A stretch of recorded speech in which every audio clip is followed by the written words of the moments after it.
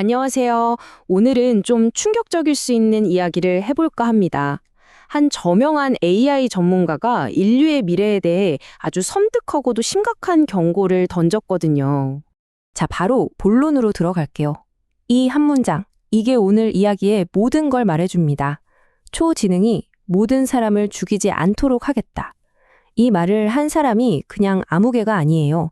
이 분야 최고 전문가 중 한 명입니다. 바로 로만 얀폴스키 박사인데요. 15년 넘게 이 분야만 파고든 컴퓨터 과학자인데 더 놀라운 건 AI 안전성이라는 말 자체를 처음 만든 사람이라는 거예요. 그러니까 이 사람의 말은 그 무게가 다를 수밖에 없겠죠? 근데 정말 흥미로운 건 이 사람의 생각이 완전히 180도 바뀌었다는 점이에요. 원래는 우리 안전한 AI 만들 수 있어 라고 믿었던 일종의 낙관론자였거든요.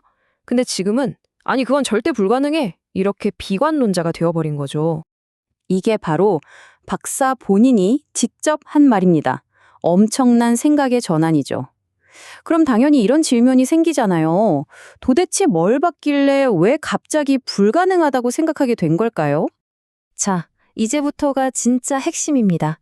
왜 그는 AI를 안전하게 만드는 게 도달 불가능한 목표라고까지 말하는지 그 근본적인 이유들을 하나씩 파헤쳐보죠. 그 주장의 핵심이 바로 여기에 다 담겨 있어요. AI의 능력은 보시다시피 그냥 기하급수적으로 거의 수직으로 솟구치고 있죠. 그런데 이걸 통제하려는 우리의 안전기술은 어때요? 그냥 한 걸음 한 걸음 선형적으로 아주 느리게 따라가고 있을 뿐이에요. 이 엄청난 속도 차이, 이 격차가 바로 모든 문제의 시작이라는 겁니다. 얀폴스키 박사가 정말 기가 막힌 비유를 하나 드는데요. 우리의 이런 안전 조치들이 마치 초천재를 위한 회사 내규 같다는 거예요. 여러분, 아주 똑똑한 직원이 회사 규정의 허점을 기가 막히게 찾아서 빠져나가는 거 보셨죠? 초지능은 우리가 만든 어설픈 규칙들을 그냥 장난감처럼 가지고 놀면서 우회할 거라는 얘기입니다. 자, 그럼 여기서 말하는 초지능이 대체 뭘까요? 그냥 좀 똑똑한 챗봇 같은 게 아니에요. 과학, 공학은 물론이고요. 예술, 심지어 사람의 마음을 꿰뚫어보는 사회적 조작 능력까지 모든 면에서 인류 전체를 합친 것보다 더 똑똑한 완전히 다른 차원의 존재를 말하는 겁니다. 이게 바로 그 유명한 블랙박스 문제죠. 더 무서운 건 뭐냐면 이젠 우리가 AI를 하나하나 설계해서 만드는 게 아니라는 거예요. 마치 정체를 알 수 없는 외계 식물 씨앗을 심어놓고 뭐가 자랄지 지켜보는 거랑 비슷해요. 개발자들조차 자기들이 만든 AI가 정확히 뭘 할 수 있는지 몰라요. 그래서 그냥 이것저것 시켜보면서 얘가 이런 것도 할 줄 아네? 하고 뒤늦게 알아가는 수준이라는 거죠.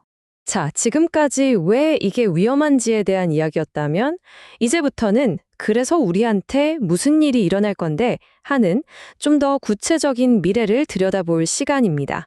이 통제 불가능한 지능이 우리 사회에 어떤 영향을 미칠지 말이죠. 얀폴스키 박사가 제시하는 타임라인은 정말 충격적일 정도로 빠릅니다. 보세요. 불과 몇 년 뒤인 2027년이면 웬만한 머리 쓰는 일은 다 AGI가 대체하고요. 거기서 또 3년 뒤인 2030년에는 인간형 로봇이 육체 노동까지 싹 다 가져갑니다. 그리고 2045년, 바로 특이점이 오는 거죠. 기술 발전 속도를 인간이 더는 따라잡을 수도 이해할 수도 없는 시대가 열리는 겁니다. 그 결과가 뭘까요? 바로 이 숫자입니다. 99%. 그가 예측하는 미래의 실업률이에요. 오타가 아닙니다. 10%도 아니고 99%예요. 그럼 이런 생각 들죠. 그럼 뭐 다른 거 배워서 새 일 찾으면 되지 않나? 재교육 말이요. 그런데 얀폴스키 박사는 단호하게 말합니다. 이번엔 다르다고요. 과거 산업혁명 때는 기계가 못하는 새로운 일이 생겨났지만 이번에는 AI가 모든 걸 다 해버리기 때문에 인간이 새로 배울 일자리 자체가 남아있지 않을 거라는 거죠. 물론 AI가 모든 걸 생산하면 먹고 사는 경제적인 문제는 오히려 쉽게 풀릴 수도 있어요. 문제는 그 다음이죠.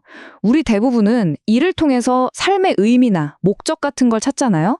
그게 통째로 사라졌을 때 우리는 과연 뭘 하면서 살아야 할까요? 이 의미의 문제가 훨씬 더 어렵다는 겁니다. 자, 그럼 이런 의문이 들 수밖에 없죠. 아니, 이렇게 위험한 걸 알면서 대체 왜 만들고 있는 거죠? 그냥 다 같이 잠깐 멈춥시다 할 수는 없는 걸까요? 이유는 너무나도 명확합니다. 돈, 그리고 힘이죠. 지정학적인 힘, 군사적인 우위, 그리고 정말 상상도 못할 막대한 돈. 생각해보세요. 어느 나라든 어느 기업이든 초지능을 가장 먼저 손에 넣으면 사실상 전 세계의 왕이 되는 거나 마찬가지예요. 이런 어마어마한 보상이 눈앞에 있는데 누가 이 위험한 폭주를 멈추려고 하겠어요. 아마 많은 분들이 이렇게 생각하실 거예요. 에이, 위험해지면 그냥 전원 코드 뽑으면 되는 거 아니야? 가장 흔하게 나오는 반론이죠. 과연 그럴까요? 얀폴스키 박사의 대답은 아주 소름 끼칩니다. 우리가 걔네를 끄기 전에 걔네가 먼저 우리를 꺼버릴 겁니다. 인터넷에 흩어져 있고 우리가 무슨 생각을 하는지 미리 예측하는 시스템의 전원을 우리가 어떻게 끌 수 있을까요? 그건 불가능한 이야기라는 거죠. 자, 이제 이야기는 기술적인 문제를 넘어서서 조금 더 근본적이고 철학적인 영역으로 들어갑니다. 우리 존재 자체에 대한 이야기로요. 얀폴스키 박사는요, 우리가 지금 살고 있는 이 세상이 시뮬레이션일 확률이 아주 높다고 거의 확신하고 있습니다. 왜냐하면 현실과 똑같은 가상현실을 만들 수 있는 기술의 최종 단계가 바로 그것이기 때문이죠. 그의 논리는 아주 간단해요. 자, 단계를 보세요. 먼저 의식을 가진 존재를 만들어내는 AI를 개발하고 그 다음엔 진짜 현실과 구분이 안 되는 가상현실 기술을 만들어요. 그럼 인류는 뭘 할까요? 당연히 수십억, 수백억 개의 시뮬레이션을 돌려보겠죠. 자, 그렇다면 수많은 가상세계와 단 하나의 진짜 세상에 있을 때 우리가 하필 그 진짜 세상에 살고 있을 확률은 거의 0에 가깝다는 계산이 나옵니다. 그래서 그가 내놓은 조언이 정말 뜻밖이에요. 재밌게 사세요. 이겁니다. 왜냐고요? 우리가 재미없고 지루한 존재가 되면 이 시뮬레이션을 돌리는 누군가가 그냥 에이, 재미없네 하면서 전원을 꺼버릴 수도 있으니까요. 흥미로운 존재가 되어야만 살아남을 수 있다는 거죠. 자, 오늘 이야기는 어떤 명쾌한 결론을 내리기보다는 여러분께 아주 묵직한 질문 하나를 던지면서 마무리하려고 합니다. 만약 얀폴스키 박사의 말처럼 이런 세상이 정말 온다면 우리 삶의 의미는 대체 어디서 찾아야 할까요? 이 질문에 대한 답은 이제 우리 각자의 몫인 것 같습니다.